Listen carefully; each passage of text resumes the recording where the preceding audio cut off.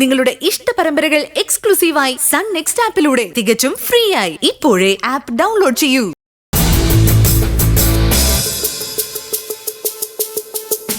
അപകടം നടന്ന ഏരിയയുടെ അടുത്തുള്ള ബാങ്കുകളും ATM സെന്റേഴ്സിലെയും CCTV ഫുട്ടേജുകൾ ചെക്ക് ചെയ്യാനുള്ള പെർമിഷൻ വേണം സർ.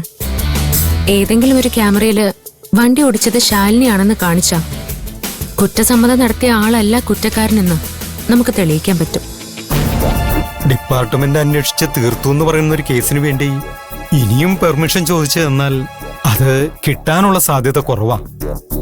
അത് മാത്രമല്ല, ഗോപാൽജി അയാളുടെ സ്വാധീനം ഉപയോഗിച്ച് മേലുദ്യോഗസ്ഥന്മാരെ കൊണ്ട് അന്വേഷണം തടസ്സപ്പെടുത്താനും സാധ്യതയുണ്ട്.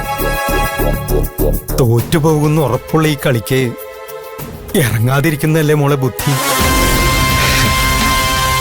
അങ്ങനെ അങ്ങോട്ട് ചോദിക്കു സാറേ.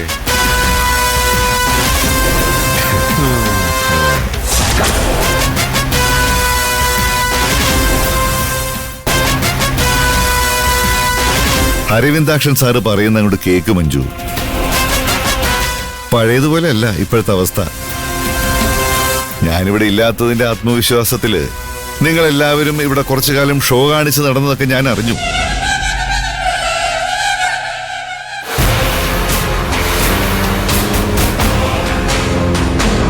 എന്റെ വണ്ടികൾ തടയുന്നു, എന്റെ സ്ഥാപനങ്ങൾ റെയ്ഡ് ചെയ്യുന്നു, എന്റെ മക്കളെ അറസ്റ്റ് ചെയ്യുന്നു.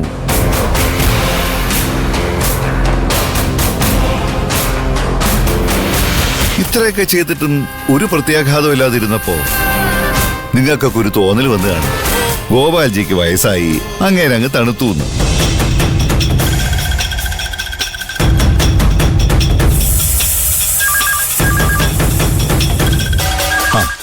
അത് സാറിനുള്ളതാ. Hello sir.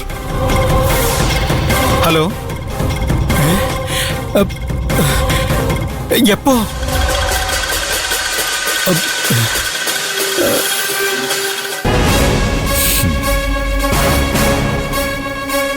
നിങ്ങൾ ടെൻഷൻ അടിക്കണ്ട, അച്ഛനിപ്പോ വരാം.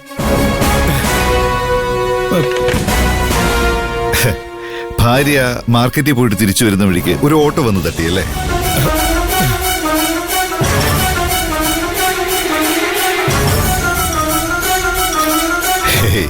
കാര്യമായിട്ടൊന്നും പറ്റിയിട്ടില്ല. ആ ഓട്ടോക്കാരൻ തന്നെ ചേച്ചിയെ വണ്ടി കയറ്റി ആശുപത്രിയിൽ എത്തിച്ചു. ഇത്രയും നല്ല ഓട്ടോക്കാര് ഈ നാട്ടിലുണ്ടല്ലോ.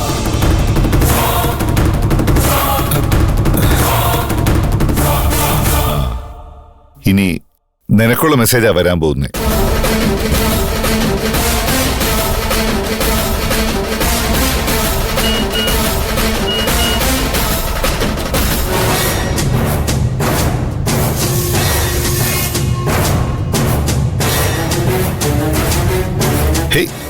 ഈ ബിജുക്കുട്ടനൊരു കാമുകയുണ്ട്, നിങ്ങൾക്കറിയായിരുന്നോ? നിങ്ങൾക്കറിയില്ല, പക്ഷെ എനിക്കറിയാം.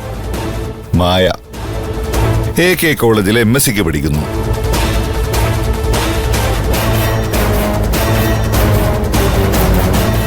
കണ്ടിട്ടില്ലല്ലോ? നല്ല കുട്ടിയാ, കാണാനൊക്കെ നല്ല ഭംഗിയുള്ള കുട്ടിയാ. അങ്ങനെയുള്ള കൊച്ചുങ്ങൾ ബസ്സിൽ പോകുമ്പോ ചില ഞരമ്പ് രോഗികൾ കമന്റ് അടിക്കുകയോ പിച്ചോ ഒക്കെ ചെയ്തെന്ന് വരും. ആവേശത്തില് നീ അവരോട് ചോദിക്കാൻ പോവോ മറ്റോ ചെയ്താ അവന്മാര് വല്ല കടുങ്കയും ചെയ്തെന്നിരിക്കും. അതോടെ ആ കൊച്ചിന്റെ ഭാവി പോവില്ലേ. അതുകൊണ്ട് ഇങ്ങനെയുള്ള വിഷയങ്ങൾ ശ്രദ്ധിച്ച് കൈകാര്യം ചെയ്യണം.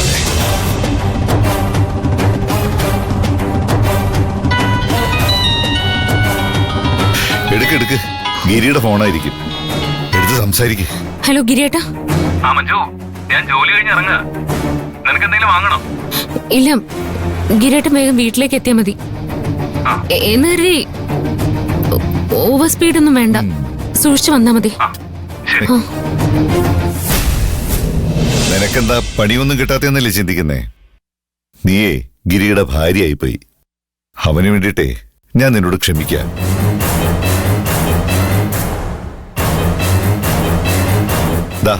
എല്ലാരോടും കൂടി പറയാ, ഇതെല്ലാവർക്കും ഒരു പാഠമായിരിക്കട്ടെ. ഇവളുടെ വാക്കുകളുടെ തുള്ള നിന്നാ ഇവക്കൊന്നും നഷ്ടപ്പെടില്ല.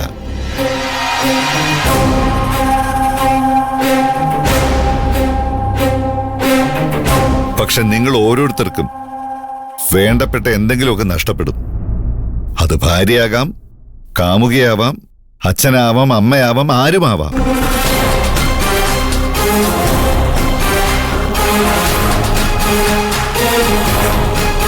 ഗോപാൽജി തിരിച്ചു വന്നു മക്കളെ. ഇനി നിങ്ങളുടെ ഒന്നും ഒരു കളിയും ഇവിടെ നടക്കാൻ പോണില്ല. നിങ്ങളെല്ലാവരും ഒരുമിച്ച് നിന്ന് മലമറിച്ചാലും എന്റെ മുകളിലെ തലയിലെ ഒരു രോമം പോലും നിങ്ങൾക്കൊന്നും തൊടാൻ കഴിയില്ല.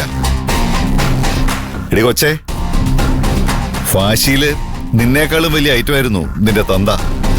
എന്നിട്ട് എന്തായി? എന്റെ മോനെ ജയിലിൽ കയറ്റാൻ ഒരുപിട്ട് ഇറങ്ങിയപ്പോ നേരെ മുകളിലോട്ട് അങ്ങെത്തി. എന്റെയോ മക്കളുടെയോ വഴിക്ക് വന്ന നിന്റെയും ഗതി അത് തന്നെയായിരിക്കും.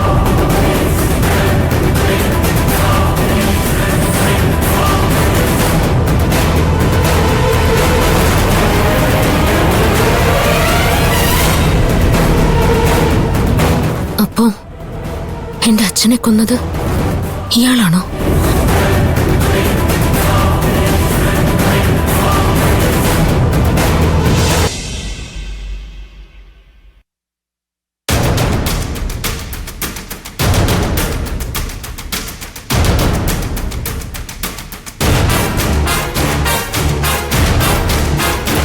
മഹിമ,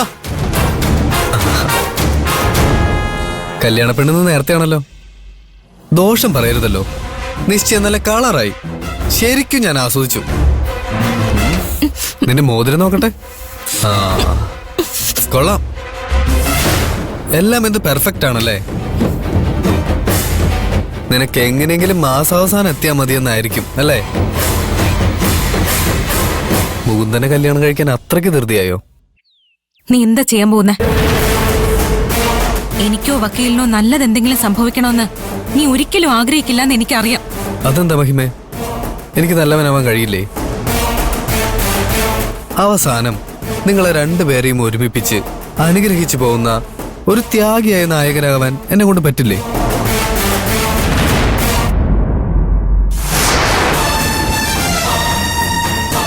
ഇല്ല അല്ലേ? ശരിയാ, എനിക്ക് ഈ വില്ലത്തരം തന്നെ ചേരൂ. നീ പറഞ്ഞത് ശരിയാ. നിങ്ങൾ നന്നായി കാണണമെന്ന് ഞാൻ സ്വപ്നത്തിൽ പോലും വിചാരിച്ചിട്ടില്ല. കല്യാണ നിശ്ചയം കഴിഞ്ഞുകൊണ്ടായില്ലല്ലോ. കല്യാണം നടക്കണ്ടേ? അത് നടക്കില്ല.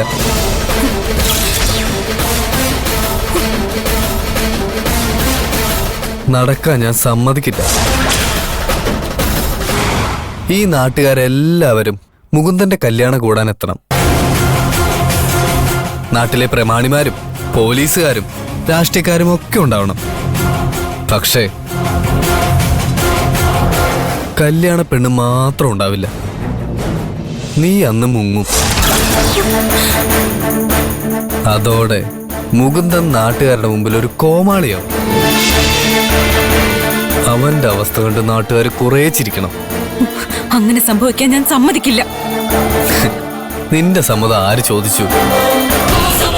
നിന്റെ വീഡിയോ എന്റെ കയ്യിലാണെന്ന് നീ മറന്നോ? ഞാൻ പറയുന്നത് അതുപോലെ ചെയ്യാൻ മാത്രമേ നിനക്ക് കഴിയൂ. എന്റെ കയ്യിലെ വെറും ഒരു കളിപ്പാവ മാത്രമാണ് നീ. കൂടുതൽ ഷോ കാണിക്കാതെ ഞാൻ പറയുന്നതനുസരിച്ച് നടന്ന എല്ലാം കഴിയുമ്പോ നിന്റെ വീഡിയോ ഞാൻ ഡിലീറ്റ് ചെയ്യും. ഇല്ലെങ്കിൽ ഈ നാട്ടിലെ അടുത്ത താരം നീ ആയിരിക്കും.